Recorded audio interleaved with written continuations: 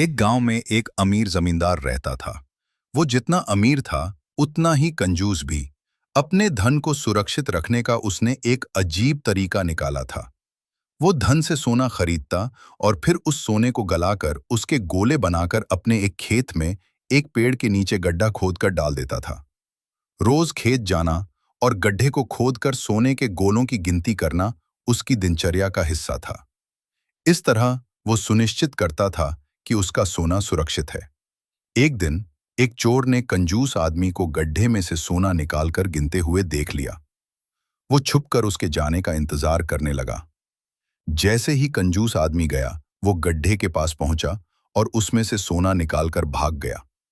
अगले दिन जब कंजूस आदमी खेत में गड्ढे के पास पहुंचा, तो सारा सोना नदारद पाकर रोने पीटने लगा। उसके रोने की आवाज वहां से गुजरते एक राहगीर के कानों में पड़ी तो वो रुक गया। उसने कंजूस आदमी से रोने का कारण पूछा तो कंजूस आदमी बोला, मैं लुट गया, बर्बाद हो गया, कोई मेरा सारा सोना लेकर भाग गया। अब मैं क्या करूंगा? सोना? किसने चुराया? कब चुराया? राहगीर आश्चर्य में पड़ गया। पता नहीं चोर ने कब इस गड्ढे को खोदा और सारा सोना लेकर 9-2-11 हो गया। मैं जब यहां पहुंचा तो सारा सोना गायब था। कंजूस आदमी बिलखते हुए बोला, गड्ढे से सोना ले गया। तुम अपना सोना यहां इस गड्ढे में क्यों रखते हो? अपने घर पर क्यों नहीं रखते? वहां जरूरत पड़ने पर तुम उसका आसानी से उपयोग कर सकते हो।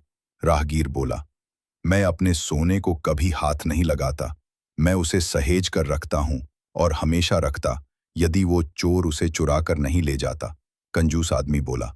ये बात सुनकर राहगीर ने जमीन से कुछ कंकड़ उठाए और उसे उस गड्ढे में डालकर बोला, यदि ऐसी बात है तो इन कंकड़ों को गड्ढे में डालकर गड्ढे को मिट्टी ढक दो और कल्पना करो कि यही तुम्हारा सोना है, क्योंकि इनमें और तुम्हारे सोने में कोई अंतर नहीं है।